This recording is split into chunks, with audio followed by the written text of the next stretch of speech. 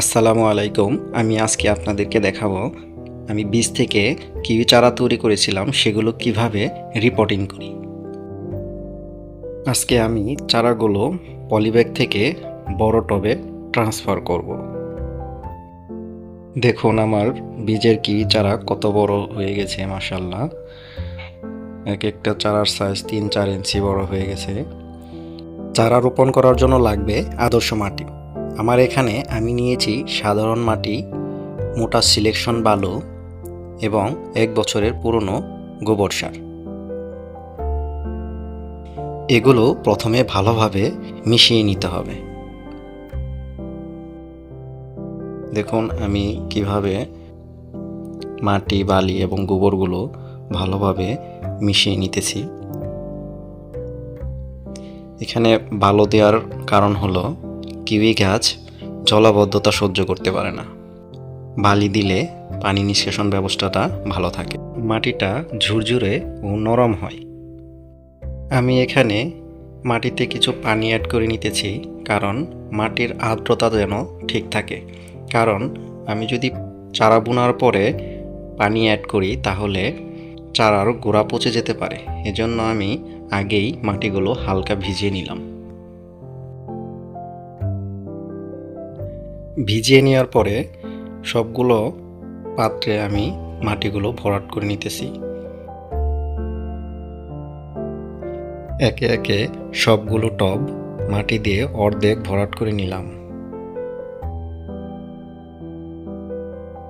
এরপর চারা রোপণের পালা।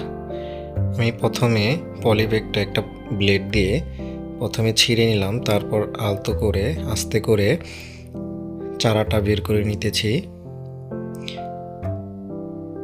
আলহামদুলিল্লাহ, চারাটা অনেক হেলদি, স্বাস্থ্যবান। চারাটা পলিব্যাগের এক সাইডে হওয়াতে অপর পাশের মাটিটা কিছু সরিয়ে নিলাম, তারপর বড় টবে রোপণ করতেছি।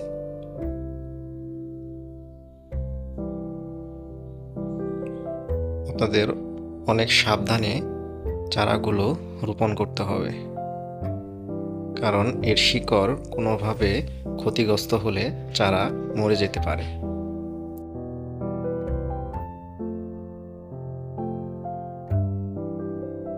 কিউই গাছ বেশি রোদ এবং বৃষ্টির পানি বা জলাবদ্ধতা সহ্য করতে পারে না, তাই এগুলো এড়িয়ে চললেই কিউই গাছকে বাঁচানো সম্ভব।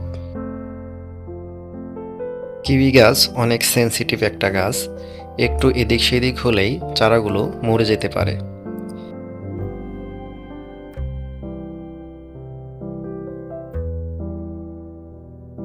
বাংলাদেশে কিউই ফল ধরবে কিনা আমি জানি না, কিন্তু আমি চারা তৈরি করতে পেরেছি, এটাই আলহামদুলিল্লাহ। দেখা যাক, ফল ধরা পর্যন্ত আপনাদের আপডেট দেখাবো এই গাছে ফল ধরে কিনা।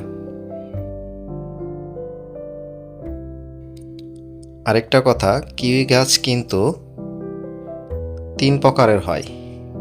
একটা পুরুষ গাছ, মেয়ে গাছ এবং উভয় লিঙ্গ গাছ। মানে একটা গাছেই স্ত্রী ফুল এবং পুরুষ ফুল ফুটে।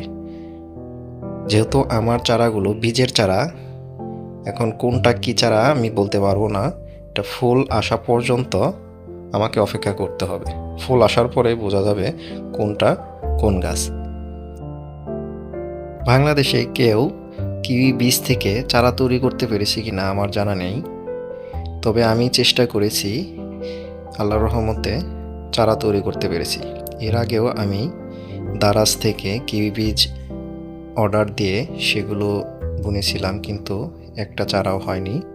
এবার আমি কিউই ফল কিনে সেই বীজ বুনে চারা তৈরি করতে পেরেছি।